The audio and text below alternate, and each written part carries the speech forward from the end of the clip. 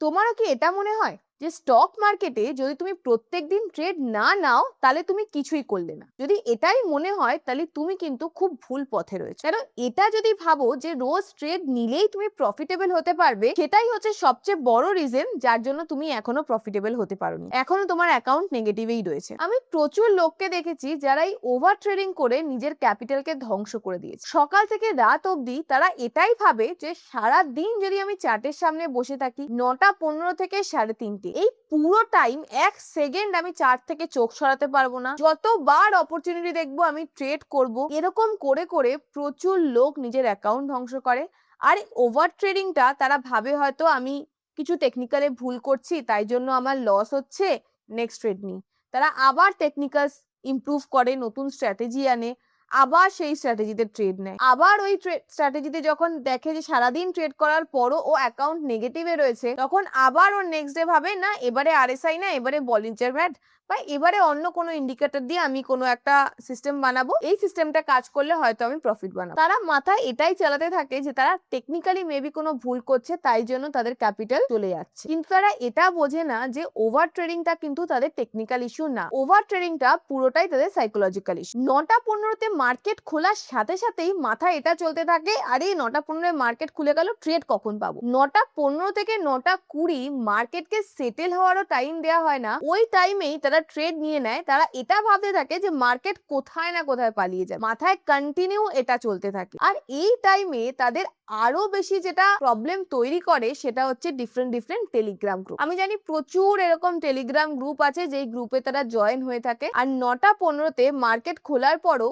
ওখানে ওই রকমই লোক যারা ওভার ট্রেডিং করে যাচ্ছে তারা কন্টিনিউ নিজেদের স্ক্রিনশট দিয়ে যাচ্ছে। ওদের মধ্যে হয়তো কিছু লোক প্রফিট বানাচ্ছে, আর সেই প্রফিট স্ক্রিনশট গুলো দেখার পরে তোমার মধ্যে আরো চলতে থাকে, আচ্ছা ওরা ট্রেড নিয়ে প্রফিটও বানিয়ে নিল, 9:30 বেজে গেল এখনো আমার ট্রেড হচ্ছে না, আমি প্রফিট হচ্ছে না, কিছু না কিছু একটা ট্রেড নিয়ে। তো এই জিনিসগুলো হওয়াতে রিপিটেডলি তোমরা ওভার ট্রেডিং করতে থাকো। ফার্স্ট ট্রেড নিলে লস হলো, তোমার মাথায় চলতে থাকে আচ্ছা প্রথম ট্রেডে লস হলো, নেক্সট ট্রেডে লস হলো, তখন তোমার চলতে থাকে দুটো ট্রেড লস হয়ে গেল, এর পরের ট্রেডে বড় রিস্ক রিওয়ার্ড ধরবো, এই ট্রেডে যে লস গুলো সেগুলো রিকভার করবো। আবার তুমি থার্ড ট্রেড নিলে, হতে পারে থার্ড ট্রেডে তুমি আবার সেটাকে নিচে যাচ্ছে স্টপ লস, তুমি এটা ভাবছো না না স্টপ লস আগে অলরেডি দুটো ট্রেডে চলে গেছে, এইটা তো একটু আরো নিচে স্টপ লস ট্রেল করে দিই, ও উপরে তো যাবে। এইরকম করতে করতে বারবার দিনে প্রত্যেকটা টাইম প্রত্যেকটা সেকেন্ড তোমরা চার্টের কাছে বসে আছো বলেই তোমাদের ইচ্ছা হচ্ছে যে আরো ট্রেড নিই আরো ট্রেড নিই। আর তার সাথে সাথে এটা ইন্ধন যোগাচ্ছে তোমাদের ওই টেলিগ্রাম গ্রুপগুলো। যেই টেলিগ্রাম গ্রুপগুলো থেকে আদতে তোমার কতটা লাভ হচ্ছে সেটা তো আমি জানি না, কিন্তু প্রচুর লোকের আমি এটা দেখেছি যে সেই টেলিগ্রাম গ্রুপগুলো দেখে তোমরা অলরেডি উল্টো লস বানাচ্ছ। আমি নিজেও যখন এই প্রথম এই ফিল্ডে এসেছিলাম, যখন আমার এত আইডিয়া ছিল না, তখন আমিও হয়তো একটা দুটো টেলিগ্রাম গ্রুপে জয়েন হয়েছিলাম, বা অলরেডি কেউ না কেউ জয়েন করিয়েও দেয় তোমার আশেপাশে চেনা যারা এই ফিল্ডে। এরকম হতো যে 9:30 বা 11টা যদি বেজে যেত, দিনের 11টার মধ্যে আমি যখন দেখতাম যে বাকি প্রচুর লোক তো প্রফিট বানিয়ে স্ক্রিনশট দিয়ে দিয়েছে, আমার এখনো ট্রেডই ইনিশিয়েট হয়নি, হয়তো আমি কিছুই করতে পারি, মানে মাথা এরকম না টেনশন এসে যেত যে আকাশ ভেঙে পড়েছে, আমি হয়তো কিছুই করতে। তো ফার্স্ট যেটা তোমাদের যে জিনিসটা করতে হবে যে এই রকম টেলিগ্রাম গ্রুপ থেকে আগে লিভ করে, এই রকম গ্রুপগুলো তোমাকে জানি না কাজের কাছে কতটা হেল্প করবে, কিন্তু তোমার মাথায় ওভার ট্রেডিং এর পোকা ঢোকানোর জন্য কিন্তু এটা একটা মেন রিজন। তো আজকের ভিডিওতে এই ওভার ট্রেডিং নিয়ে আমি তোমাদেরকে পুরো ডিটেলে বলবো কিভাবে কোন কোন জিনিসগুলো তোমরা করলে তোমরা এই ওভার ট্রেডিং থেকে বেরিয়ে আসতে পারবে, তোমরাও একটা প্রপার স্ট্র্যাটেজির সাথে একটা প্রপার টাইমের মধ্যে নিজে ট্রেডিং করে প্রফিট বানাতে পারবে। হাই, আমি প্রতিমা, ট্রেডার্স গুরুকুলের কো-ফাউন্ডার, আর আমি আমার এই চ্যানেলে খুব সহজভাবে বাংলা ভাষায় স্টক মার্কেটের উপর ভিডিও আনি। তো চলো দেরি না করে ওভার ট্রেডিং এর এই টপিকটা ডিটেলে শুরু করা যাক। তো যতই না তোমার কাছে ভালো সিস্টেম থাকুক বা স্ট্র্যাটেজি থাকুক, যত ভালোই রিস্ক রিওয়ার্ডের তোমার সিস্টেম হোক না কেন, তুমি যদি এই ওভার ট্রেডিং এর ভূতটাকে নিজের মাথা থেকে না নামাতে পারো, যদি তোমার সাইকোলজিক্যাল ওই প্রবলেমটা থেকে থাকে, তাহলে তুমি কখনোই কিন্তু প্রফিট বানাতে পারবে না। সাইকোলজিক্যাল প্রবলেম কেন বলছি, কেন এই ওভার ট্রেডিংটা পুরোটাই কিন্তু তোমার সাইকোলজিক্যাল ইস্যু, এটার সাথে কিন্তু টেকনিক্যালস এর কোনো রিলেশন নেই। আমি আগেও বললাম এখনো বলছি, যত ভালো সিস্টেম হোক না কেন, যত ভালো স্ট্র্যাটেজি হোক না কেন, যত ভালো রিস্ক রিওয়ার্ড হোক না কেন, তোমার যদি তুমি ওভার ট্রেডিং না কন্ট্রোল করতে পারো, এই সবকটা জিনিস থাকা সত্ত্বেও তুমি কিন্তু তোমার অ্যাকাউন্টকে ব্লোন আউট করে দেবে। তুমি দেখবে পুরো দিনে অ্যাজ পার ইয়োর স্ট্র্যাটেজি মার্কেটে হয়তো ট্রেড হতোও না বা হলে একটা ট্রেড হতো তোমার এসএল দিয়ে তুমি বেরিয়ে যেতে পারতে, সেইখানে যদি 2% এসএল নিয়ে তুমি বেরিয়ে যেতে পারতে, সেইখানে ওভার ট্রেডিং করে করে তুমি দেখবে 6 বা 8% তুমি কিন্তু স্টপ লস নিয়ে নিয়েছো, কেন কি তুমি বারবার ট্রেডে এন্ট্রি নিয়েছো ওভার ট্রেডিং করার। তো এবার প্রথমে আমি বলি যে এই ওভার ট্রেডিংটা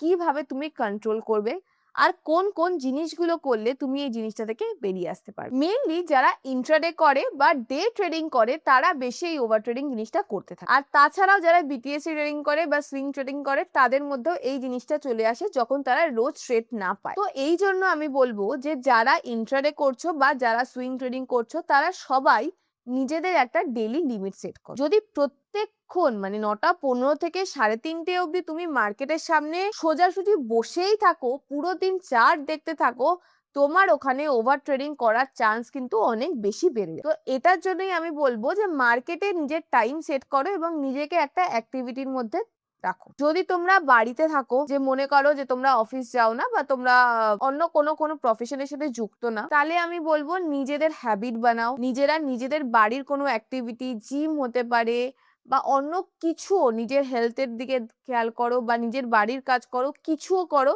কিন্তু পুরো দিন মার্কেটকে দেখো। আর এটা তো আমি সবসময় বলি, যারা ট্রেডিং করো সবসময় চেষ্টা করো নিজে একটা সেকেন্ড সোর্স অফ ইনকাম বানাতে। যদি নিজের সেকেন্ড সোর্স অফ ইনকাম বা একটা stable source of income, second source of income তোমার ট্রেডিংটা হওয়া উচিত। তোমার ফার্স্ট সোর্স অফ ইনকাম হওয়া উচিত তোমার একটা স্টেবল ইনকাম, যেখান থেকে মান্থলি একটা সার্টেন অ্যামাউন্ট অফ টাকা তোমার কাছে আসছে, যতদিন না পর্যন্ত তুমি ফাইন্যান্সিয়ালি ইন্ডিপেন্ডেন্ট হতে পারো। কেন ট্রেডিং এরকম একটা এরিয়া, এখানে কেউ কিন্তু তোমাকে গ্যারান্টি দিতে পারে না যে তুমি প্রত্যেক মাসে প্রফিট বানাবে বা প্রত্যেক ডে তুমি প্রফিট বানাবে। তো সেই জন্য যদি তোমার কাছে একটা অন্য সোর্স অফ ইনকাম হতে পারে, সেটা যে কিছু হতে পারে, তুমি টিউশন পড়াতে পারো, তুমি জব করতে পারো বা যা খুশি করতে পারো, যদি ওখান থেকে প্রত্যেক মাসে তোমার একটা সার্টেন অ্যামাউন্ট অফ টাকা আসতে থাকে, মেন্টালি কিন্তু তুমি অনেকটা বেশি স্টেবল হবে। তোমার মাথায় এটা চলবে না যে আচ্ছা আমার তো টাকা নেই, যদি আজকে ট্রেডে প্রফিট না হয় তাহলে আমি কালকে আমার এই ডেইলি এক্সপেন্সটা কিভাবে করব। যখন তোমার কাছে টাকার সোর্স না আসবে আর তোমার যদি 3 দিন বা 5 দিন 7 দিন কোনো টাকা না হয়, তোমার লস হতে থাকে, তোমার মাথায় এটাই চলতে থাকবে, ভয় হতে থাকবে যে 3 দিন ধরে আমার টাকা হচ্ছে না, লস হচ্ছে, আজকে তো আমাকে টাকা বানাতেই হবে, যদি আমি টাকা না বানাই হয়তো আমার এই জিনিসটা আটকে যাবে, হয়তো আমি এই জিনিসটা কিনতে পারবো না, বা হয়তো আমার একটা পার্টিকুলার ইএমআই বা কিছু আমি সেটা দিতে পারবো না। তো তাই জন্য তোমরা আরো বেশি টেনশন করে নিজের সাইকোলজিকে খারাপ করে তোমরা ওভার ট্রেডিং করতে থাকো। তো ফার্স্ট এন্ড ভীষণ ইম্পর্টেন্ট পয়েন্ট, যদি তোমরা ঠান্ডা মাথায় ভালোভাবে রুল ফলো করে ট্রেডিং করতে চাও, ওভার ট্রেডিং কে বন্ধ করতে চাও, আমি সবসময় বলবো নিজেকে একটা অ্যাক্টিভিটি বা নিজের একটা ফার্স্ট সোর্স অফ ইনকাম তোমার সবসময় বানানো উচিত। সবকিছু ছেড়ে ছুড়ে কখনো ট্রেডিং এ আসা উচিত না। যদি তুমি ট্রেডিং এ 5 বছর 7 বছর থেকে একটা ভালো কর্পাস বানিয়ে নিয়েছো, তুমি এটা ভাবছো যে যার টাকা তুমি বানিয়ে নিয়েছো, আপাতত তোমার এরকম না যে প্রত্যেক মাসে একটা সার্টেন অ্যামাউন্ট অফ টাকা লাগবেই, আর যদি লাগে তোমার সেই কর্পাস থেকে তোমার সেটা ইজিলি তুমি ম্যানেজ করতে পারবে বা তুমি ততটা কনফিডেন্ট যে তুমি এখান থেকে টাকা বানাতেই পারবে, তাহলেই তুমি চাকরি বা নিজের জব ছেড়ে, বিজনেস ছেড়ে ফুল টাইম ট্রেডিং এ আসে প্ল্যান করো। যদি এই কনফিডেন্স না থাকে, কোনো দরকার নেই নিজের জব বা চাকরি কিছু ছেড়ে আসো। সবসময় বলছি নিজে ফার্স্ট সোর্স অফ ইনকাম, যেটা মান্থলি একটা সার্টেন অ্যামাউন্ট অফ টাকা তোমার লাইফস্টাইল লিড করতে, তোমার ফ্যামিলির জন্য, তোমার জন্য দরকার হয়, সেই টাকার ফ্লোটা যতক্ষণ না তোমার আসছে ততক্ষণ পর্যন্ত তুমি কিন্তু শান্তি মাথায় ট্রেড করতে পারবে না। তো ফার্স্ট পয়েন্ট যেটা, নিজে একটা জব করো বা একটা পার্ট টাইম জব করো যেখান থেকে একটা সোর্স অফ ইনকাম তোমার আসতে থাকে। সেকেন্ড হচ্ছে নিজের টাইম উইন্ডো সেট। যারা ইন্ট্রাডে ট্রেড করো, যেহেতু তারাই বেশি ওভার ট্রেডিং করো, তাই জন্য আমি এটা বলছি যে দিনে এটা সেট করো যে তুমি কোন টাইম থেকে কোন টাইমে মার্কেটের সামনে আসবে এবং কোন টাইম জোনের মধ্যে তুমি ট্রেড নেবে। মানে 9টা 15 থেকে 3:30 অবধি একটা ইন্ট্রাডে ট্রেডারের পুরো দিন বসে থাকার কোনো দরকার। নর্মালি মার্কেটে কিন্তু যে মুভমেন্টটা দেয়, দেখবে 9টা 15 থেকে 11:30 অবধি মোটামুটি একটা মার্কেটের ট্রেন্ড থাকে, তারপরে মার্কেট মোটামুটি সাইডওয়েজ যাওয়া শুরু করে, আবার 1:30 থেকে 3:30 এই টাইমটা কিন্তু মার্কেটে আবার ট্রেন্ড দেখা যায়। মার্কেট ফার্স্ট হাফে মুভ করে, তারপরে স্টেবল থাকে, তারপরে আবার ডে এন্ডে হাফে সেইখানে কিন্তু মুভ করে। তো তোমরা যে কোনো একটা টাইম লিমিট সেট করে দিতে পারো যে তুমি 9টা 15 থেকে 11:30 এইটুকু টাইমেই স্টক চার্টের সামনে থাকবে, এই টাইমে তুমি যদি কোনো ট্রেড পাও তাহলেই তুমি ট্রেড নেবে, আর সবচেয়ে ভালো বিষয় হচ্ছে যেহেতু এই টাইমে মার্কেটে মুভমেন্টও বেশি থাকে, এই টাইমে তুমি যদি ইন্ট্রাডে ট্রেড নাও তোমার টার্গেট হিট হওয়ার চান্সও অনেক বেশি থাকে। রেদার তুমি যদি মাঝখানের দিকে ট্রেড নাও দেখবে ওই টাইমে মার্কেট অনেকটা বেশি স্লো ডাউন হয়ে যায়। মার্কেট ছোট ছোট ক্যান্ডেল তৈরি করে, একই জায়গায় অনেকক্ষণ ধরে টাইম স্পেন্ড করে। আর মোমেন্টামের আমাদের দরকার হয় যদি আমরা ইন্ট্রাডে ট্রেড করি। তো মোমেন্টাম যেই টাইমে থাকবে সেই টাইমে চেষ্টা করো নিজেদের ট্রেড প্ল্যান করার।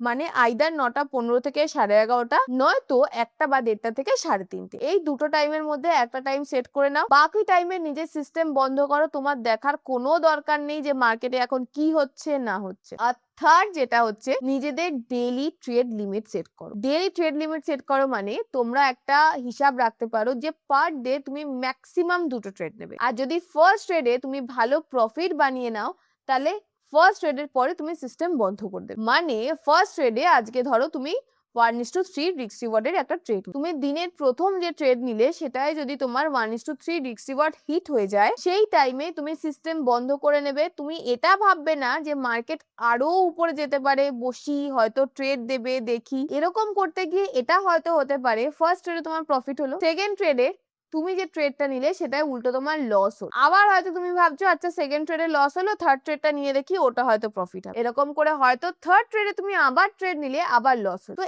এইরকম দিনে যদি তুমি 3টে ট্রেড করে নাও, যেখানে তোমার ফার্স্ট ট্রেডটা অলরেডি তোমার 3 আর টার্গেট হিট হয়ে গেছিল, পরের দুটো ট্রেডে -1 আর -1 আর করে একটা ভালো স্ট্র্যাটেজি, ভালো রিস্ক রিওয়ার্ডের সিস্টেম থাকা সত্ত্বেও যেখানে তুমি ডে এন্ডে 1:3 এর রিস্ক রিওয়ার্ড ক্যাপচার করতে, সেখানে গিয়ে তোমার 1:1 এর রিস্ক রিওয়ার্ড হচ্ছে। মানে যেখানে গিয়ে ধরো তুমি 1000 টাকা স্টপ লস থাকতো আর 3000 টাকা তুমি প্রফিট ফার্স্টেই বুক করে নিয়েছিলে, সেকেন্ড এবং থার্ড ট্রেডে 1000 করে লস করে তুমি সেখানে 1000 টাকা প্রফিট। তো ওর থেকে বেটার হতো যদি তুমি ফার্স্ট ট্রেডে যখন তোমার প্রফিট হয়েছিল তুমি 3000 টাকা নিয়ে সিস্টেম বন্ধ করে নিতে, তুমি মেন্টালিও স্টেবল থাকতে, তোমাকে সারাদিন মার্কেটের সামনে বসতে হতো না, আর এই পরের 2000 টাকা তোমার লসও হতো। আর যদি তোমার ফার্স্ট ট্রেডে লস হয়, মানে ফার্স্ট ট্রেডে ধরো 1000 টাকা লস হয়ে গেল, তো তারপরে তুমি চাইলে একটা ট্রেড ট্রাই করতে পারো, মানে ম্যাক্সিমাম 2টো ট্রেড। যদি 2টো ট্রেডে তোমার স্টপ লস হিট হয় তাহলে সিস্টেম বন্ধ, যদি ফার্স্ট ট্রেডে স্টপ লস হিট হয়, সেকেন্ড ট্রেডে টার্গেট হিট হয়, তাহলেও তোমার সিস্টেম বন্ধ। মানে